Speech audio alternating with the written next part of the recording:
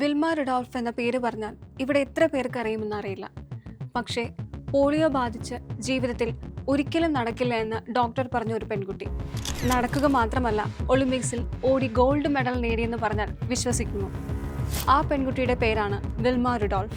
1940 അമേരിക്കയിലെ സെയിന്റ് ബെത്ലഹേമിലായിരുന്നു വിൽമയുടെ ജനനം. വെറും 5 വയസ്സ് മാത്രം പ്രായമുള്ളപ്പോൾ അവൾക്ക് 2 പ്രാവശ്യം ന്യൂമോണിയ പിടിപെട്ടു. അതിനകമ്പടിയായി മറ്റസുഖങ്ങളും പോളിയോയും. പോളിയോ ബാധിച്ച് അവളുടെ ഒരു കാൽ തളർന്നു പോയിരുന്നു. 12 വയസ്സ് വരെ അവളുടെ കാലിൽ ലെഗ് ബ്രേസ് ഇട്ടിരുന്നു. എങ്കിലും അവൾക്ക് സാധാരണ രീതിയിൽ നടക്കാൻ കഴിയില്ലായിരുന്നു. അവൾ അന്ന് പറഞ്ഞ വാക്കുകൾ ലോക പ്രശസ്തമാണ്. My doctor told me I would never walk again. My mother told me I would. I believed my mother. നമ്മൾ മനസ്സിൽ എന്ത് വിശ്വസിക്കുന്നുവോ അത് സംഭവിക്കുമെന്നുള്ളതിന് ഉദാഹരണമായി വിൽമയുടെ കഥ ലോകമെങ്ങും പറഞ്ഞു കേൾക്കുന്നു. അവൾ അമ്മ പറഞ്ഞത് ഉറച്ചു വിശ്വസിച്ചു. അതിനായി കഷ്ടപ്പെട്ടു.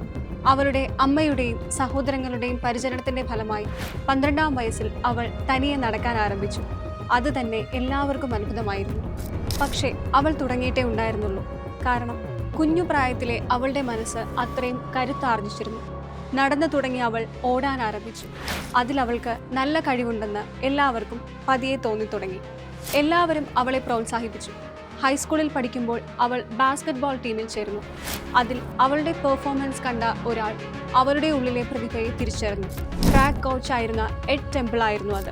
അദ്ദേഹം അവളെ തൻ്റെ ടീമിലേക്ക് ക്ഷണിച്ചു. അങ്ങനെ അവൾ ട്രാക്കിൽ ഓടാൻ പ്രാക്ടീസ് ആരംഭിച്ചു. 1956 വെറും 16 വയസ്സ് മാത്രം പ്രായമുള്ളപ്പോൾ അവൾ മെൽബണിൽ വെച്ച് നടന്ന ഒളിമ്പിക്സ് മത്സരത്തിൽ പങ്കെടുത്തു.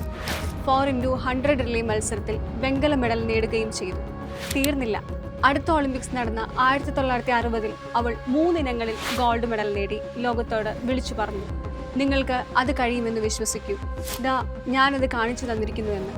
നടക്കില്ല എന്ന് വൈദ്യശാസ്ത്രം വിധിയെഴുതിയവൾ ലോകത്തിലെ ഏറ്റവും വേഗത്തിലോടിയ താരമായി ചരിത്രത്തിന്റെ ഭാഗമായി.